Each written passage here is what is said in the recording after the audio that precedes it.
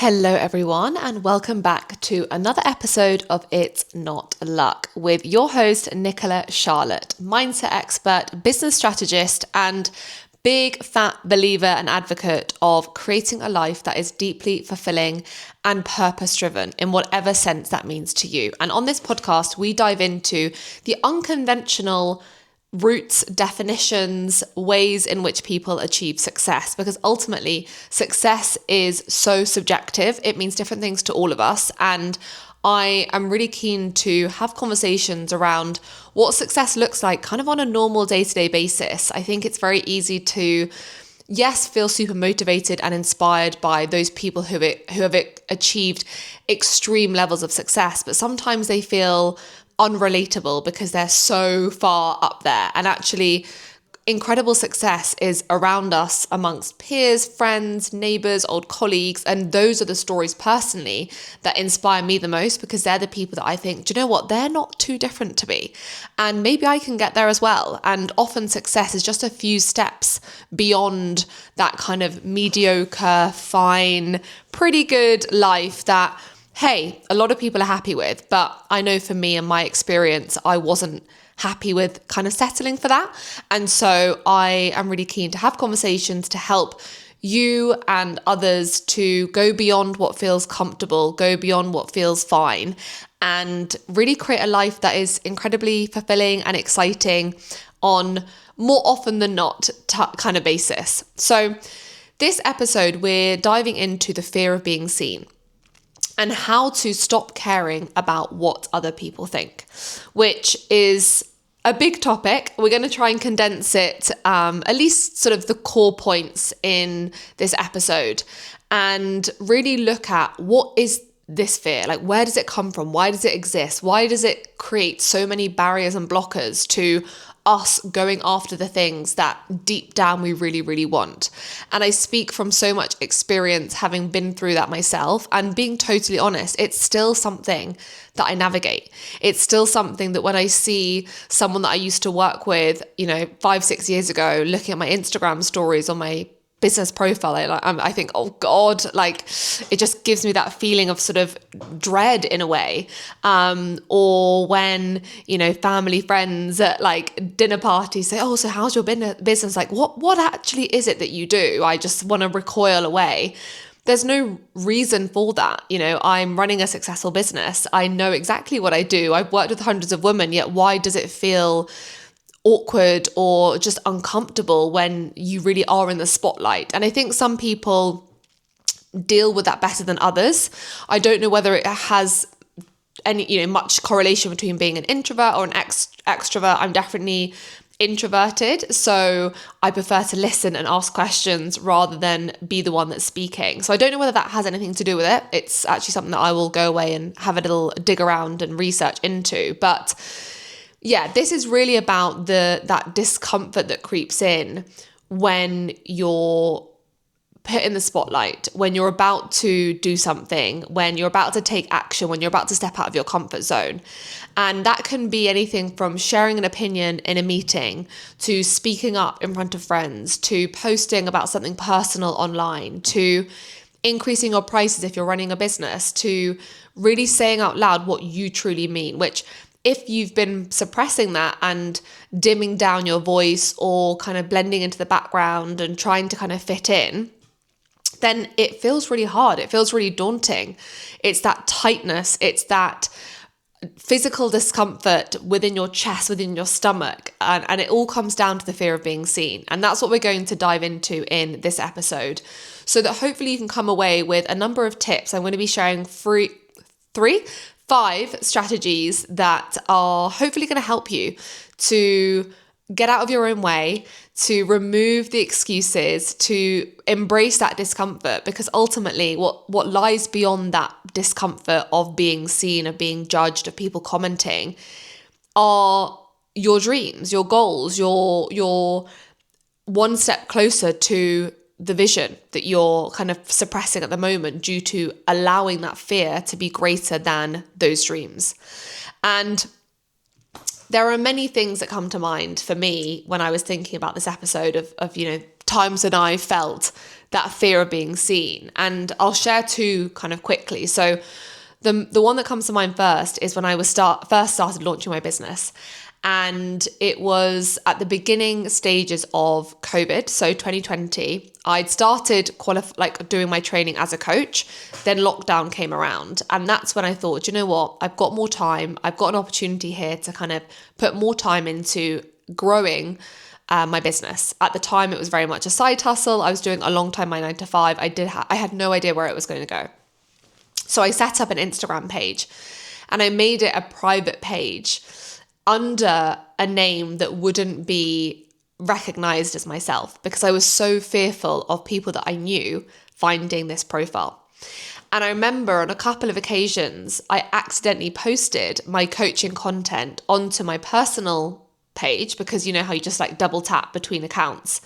And one of my best friends was like, Nicola, you know that you've posted that onto your personal page, just so you know. And I was like, oh my God, like delete it. I was suddenly had this panic. Who has seen it? What are they going to be thinking? And it was just that fear of being seen, being judged, people commenting, people saying like, who is she to be posting that? Because obviously I hadn't really shared much of my journey at that time. I wanted to wait until I was qualified and I felt more confident ultimately. So that was one instance. And then naturally I became more confident. So I shared it with more people, and I had this mindset shift of, by me not sharing this profile, I am limiting my opportunities. I'm blocking potential clients. I'm blocking potential collaborations, because if people don't know about the work that I do, how can they put me in touch with people that might be interested? So anyway, that was one of them. And then the other one, which I think I mentioned on this podcast before, is the fear I had around posting on LinkedIn once I had qualified. And honestly, it was months and months that I didn't post on LinkedIn, because I was so afraid of what my network, my colleagues, people I went to high school with, university with, were going to say. I had created this narrative that people were going to judge me, that they were going to laugh at me, that they were going to make comments of like, who are you to be showing up as a coach? Like, what even is a coach? And that's what put me off posting, this real fear. And it got to the point where I was working with my own coach at the time. She was like, right, Nicola, let's put a time frame on this. When are you going to do it? You're blocking out so many opportunities. Like, LinkedIn is such an incredible source of business for you. And I knew that, but it was the fear that was greater than that vision at the time. So I drafted a post. I explained what I've been working behind the scenes, that I was qualified. These were, that I work with this type of person. Please message me if you've got any questions. And I posted it. I shut my laptop and I went out, called a friend and went for a walk in the park. And I was just terrified. And I came back, and guess what? I had so many lovely comments. I had so many people liking the post, asking questions, sharing how inspiring it was, how cool, how exciting. So that fear of being seen was invalid. It was based on no evidence apart from the narrative that I'd created in my mind. So I want you to remember that as we move through this episode, because I'm 99% sure that your fears are based on beliefs, not evidence. And even if people did comment in the past, so what? This is a different scenario. We're at a different stage of our life. And likely the people that we're most worried about seeing us or judging us are the people that opinions actually matter the least. They're not people we're going to work with. They're not people who are going to promote us in our career. They're not people who are going to be there when we need the support. So it's just remembering that as well. So what actually is the fear of being seen? Because it's not just stage fright. It's not just that moment when we're stepping, in front of a big audience. It's a primal fear of judgment, rejection, or not belonging. And we often tie it to identity. So if I show this side of me and it's rejected, that means I'm not enough. If I show up in this profession or with this title and people laugh at me, that means I'm not capable. Or that means I'm not respected. So we tie it to our identity. And it's especially strong for women because we want to, we have a tendency to want to please people, to be liked, to be accepted, to be agreeable, to blend in. So examples of this that I see, in clients. So a lot of the women who I work with who have their own business, they'll hesitate, especially at the earlier stages, hesitate to go and do an Instagram live despite being incredible in their one-to-one coaching sessions. Because that fear of showing up on Instagram, speaking on stories, fumbling their words, not coming across as like an expert in what they're talking about is too big that they won't show up on stories, but they deliver incredible one-to-one client results. And then with the women who I work with in corporate, a lot of them are kind of middle managers who are stepping into like head of teams or stepping up into like the senior leadership team. And so they're people who in a lot of cases I see will shy away from speaking up in meetings or challenging decisions because they don't want to be labeled as difficult, or they don't want to be labeled as opinionated, and it's just like that's that fear. And it's not the action that's scary. It's not the physical act of speaking on camera or the physical act of speaking up in meetings. It's what we think it might mean about us if it doesn't go to plan. So it's what we conjure up in our mind that creates the fear. So the fear of being seen is often a sign that you're about to stretch out of your comfort zone, that you're about to do something that either you've never done before or you've had a kind of quote unquote negative experience in the past, i.e. someone's laughed or made a comment or made you feel uncomfortable. And so your nervous system is reacting to the unknown, even when logically you're safe. You know that if you spoke on your stories and you fumbled your words, nothing would happen. You know that if you challenge someone at work because you didn't disagree, you didn't agree with something they said, physically you're safe. Or if you've got to speak on a stage about your team's performance, you know full well how your team's performed. You could write down those stats in a moment. But it's that exposure, it's that visibility, it's that stepping out of your comfort zone that feels threatening. So have a think now, what comes to mind for you? Like this fear of being seen, where is it showing up in your life? Where is it that you're holding back because you're worried about the opinion of someone else? Is it about raising your prices in your business? Is it when you finally speak your mind to a family member or a friend who, has really been niggling you or you don't kind of align with anymore? And is it that visibility piece, or is it the fear of the outcome, the fear of what might happen? And I honestly feel this still to this day. And I've been showing up online probably every single day, give or take a few days here or there. And I still have a sense of fear and I don't look, by the way, at who's watched my stories. Because I don't know about you, but on Instagram, I'm always like, God, I didn't even know that person followed me. And I still had that fear of judgment, of what are they thinking, and you create these narratives and you run away with them and they're not serving anyone and they're probably not even true. And it's the same with, in personal life, in doing something at the gym that you're scared to do, like going and lifting heavier weights on a machine, but the fear of not being able to do it, or the fear of like other people in the gym judging you, stops you from doing the exercise that's on your plan or that you had in mind or that's on the program that you're following because of the fear. So fear is the loudest right before we take the step, right before we take the leap. That's when it's strongest. But what we need to do is recognize that that's not a reason to stop. That is a sign to keep going. And it sounds counterintuitive, but if we know that if I just took that one step, if I just took that action, the fear is going to be less at that point. Because that leaning into fear, that leaning into discomfort, not only helps us to embrace that feeling more regularly, but it proves to ourselves that we are capable. It proves that despite feeling the fear, despite our nervous system kind of sending alarm bells of we're under threat, we show it that we're not. We show it that we're okay. And what I so often find is actually the reverse happens. we get a compliment, we get someone helping us, we get a positive feedback, we get words of encouragement, we get a question that supports the work we're doing.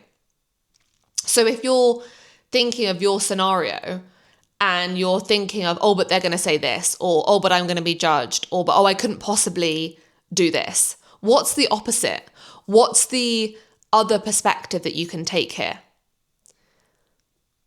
And feel free to kind of pause this episode and journal on that and see what comes up to you. And this is why self-belief is so essential for success. Success isn't built on knowing every single element of the story. Success isn't built on knowing every detail, every answer. It's built on trusting yourself to figure it out. And trust is such a key word here. It's trusting in your own abilities, trusting that despite feeling fearful, you're going to be okay. And despite feeling fearful and taking the action, you know you're going to get closer to the result. You know you're going to get clarity on an answer. You know you're going to make progress towards point B that you're working towards. People at the very top who you admire, who are in positions that you aspire to be in, or who are running businesses that you would love to have, they're not immune to doubt. They're not immune to that fear, but they don't let it lead the way.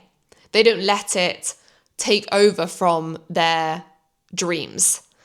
And something that I often say is the moment that we allow our dreams to be greater than our fears is the moment that we really hit a turning point.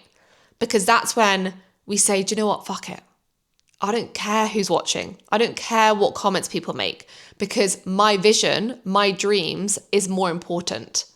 And that's when you take the action, you show up, you speak on stage, you pitch, you reach out to that head of department, that C-suite individual, and you say, hey, do you want to go for a coffee?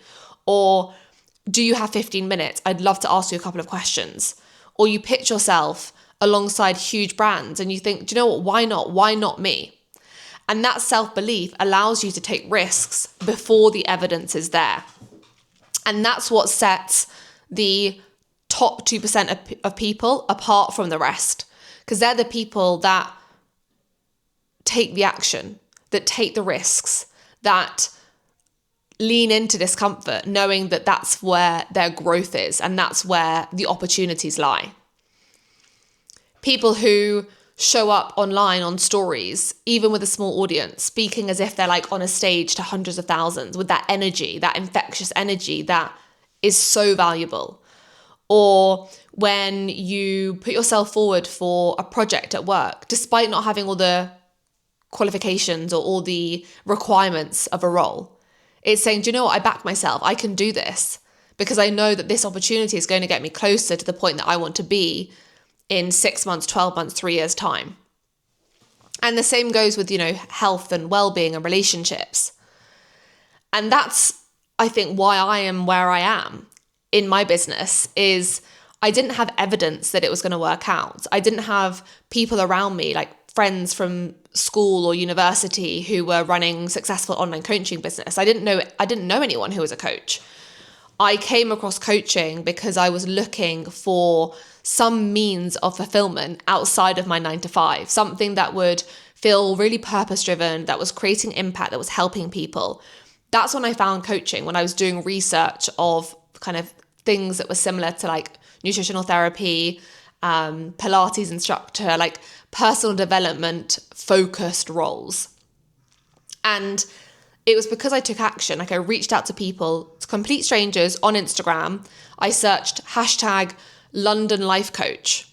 And I think I also searched female mindset coach, those sorts of tags, looked at locations in London, sent people messages and said, I'm thinking about, enrolling in a coaching qualification. I'd love to ask you a few questions.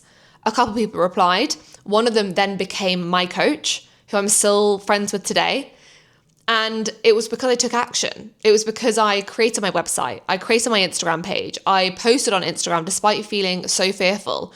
I hid round the corner of my house to take videos so that no one else would see me, but I could create content to then post on my socials. I got my sister to take photos of me in the garden and like pretend that it was sort of some photo shoot. I used those photos on the first iteration of my website.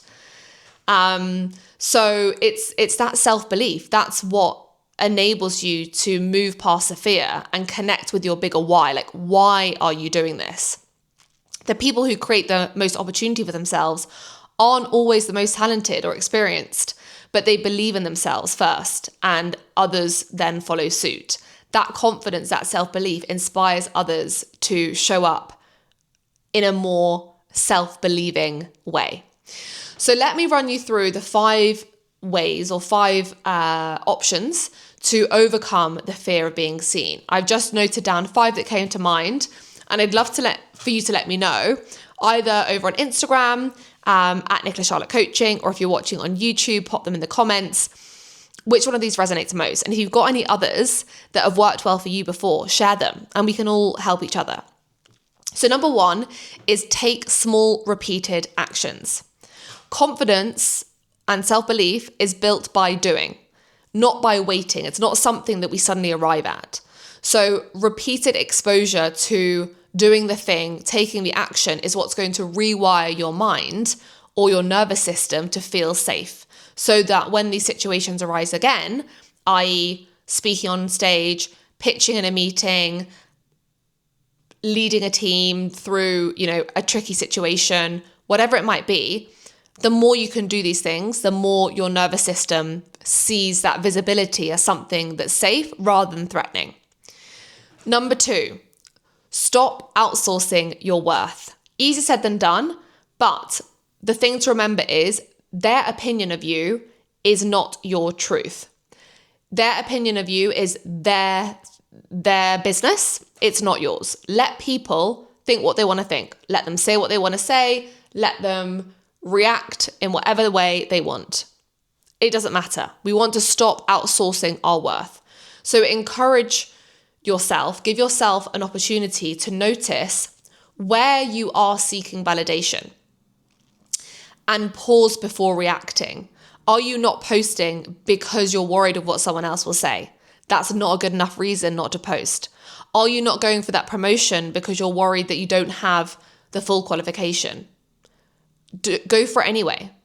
Ask your manager, speak to people, put yourself forward, take the action to support yourself in that situation. Number 3, anchor into service or purpose. So when you're focused on helping people, you stop fixating on yourself. So your purpose becomes to serve, to create impact, to add value, to contribute. So it means that we take away from, as I say, fixating on yourself, and it puts other people first, and that helps us to show up, take action, and stop making it about us and actually helping other people. Number 4 is about getting in the right environment. So are you surrounded by people who inspire you, who are taking expansive action, who challenge you, who push you out of your comfort zone? Are people that you hang out with people that are doing that? Or are they people who are playing it safe, highlighting all the risks, very much in a lack mindset? It's so valuable. I've said this so many times, I'll say it so many times again, to be in proximity with people who expand you. Hence why I've set up the Expander Club, which, by the way, if you're a business owner and you're listening and you're interested in joining the Expander Club, reach out to me, because the doors for the next intake open the end of May. So are you surrounded by people who lift you up, who challenge you, who push you, who celebrate like doing scary things, who celebrate challenging the norm? That's so important. And if you're not, incredible, because there's an opportunity for you to do that, and that's going to make such a difference in your life. And then finally, number 5 is reframing fear as a sign of alignment. So fear doesn't mean no. Fear doesn't mean stop. Fear doesn't mean you're on the wrong path. It often means this matters, because when we care about something, that's when emotionally we feel more connected. That's when emotionally we're like, oh my gosh, there's a lot at stake here. Like it's risky, but that's fine. That's a good thing. We want to stop waiting for fear to go away and start using it as a sign that we're on the right path, and all that's needed now is for us to take action, for us to take that next step. So let me know which one of those 5 resonate. Taking small repeated actions, stop outsourcing your worth, anchor into service or purpose, get in the right environment, i.e. surround yourself with expanders, or reframe fear as a sign of alignment. Use that sense of, oh my goodness, this feels scary, as a symbol of do the thing, take the action, take that next step. So before we wrap up, I just want to do a little bit of a recap, bit of a reflection. It's not about being fearless. I would argue that fear is going to show up throughout our life in so many different areas and in so many different forms. What the point of this conversation is reminding us all, it's about being brave for long enough to act anyway. And often the bravery that's required is like 2 seconds. It's pressing send. It's stepping onto the stage. It's clicking record on your socials. Those are the signs of bravery that we need. And once we've done that, I promise you're going to be in flow. You're going to feel empowered. You're going to feel excited. There might be a sense of, oh my gosh, I can't believe I've just done this. But I am so much of the belief I would regret having tried, even if it didn't work out, than regret not trying at all. The fear will quieten down once you take the action, once you take the next step. So choose one thing that you've been putting off because of fear of being seen. And I want you to make a commitment to yourself. When are you going to do it? When are you going to do that thing? And I'll give you a maximum of 3 days to complete it, because the longer you leave it, the more you procrastinate. And then, it's just not where we want to be. No one can build their vision. No one can live or reach their dream life by being invisible. We have to be seen. We have to dare to be different. We have to be vocal in what we want, whether that's to our partner, to our friends, to our caregivers. It's about showing up and saying, this is what I want. This is how I'm going to get there. That discomfort is a signal you're on the right path, not a stop sign. And self-belief is something that is built. You know what I said earlier, those consistent small actions. If every day you're doing something that feels a little bit scary, a little bit out of your comfort zone, think of the compounding effect of doing that over 6 months and a year. And it's never too late to start. It's never too late to do the thing, to take the action, to pursue that big vision. So if this landed with you, I'd love to hear your thoughts. Pop a comment below, send me a message on Instagram, send it to a friend who needs to hear this, who you think it will really resonate with. And let me know where you're listening from. I love connecting with you all. I feel so grateful to have this space, to have these conversations. And I feel really passionate about these topics, of working on our mindset to help us change the trajectory of our lives. And it all comes down to our mindset. So if you're interested in joining the Expander Club, finding out about one-to-one coaching and working with me, whether it's to land your next promotion, to transition up into a senior manager role, to grow your business to 6 figures online, then send me a message. I'm here to talk. I want to help you make the best decision for you. And in the meantime, make sure you're subscribed to the podcast, make sure we're connected on socials, and I cannot wait to hear your thoughts on this episode. Sending so much love. Bye.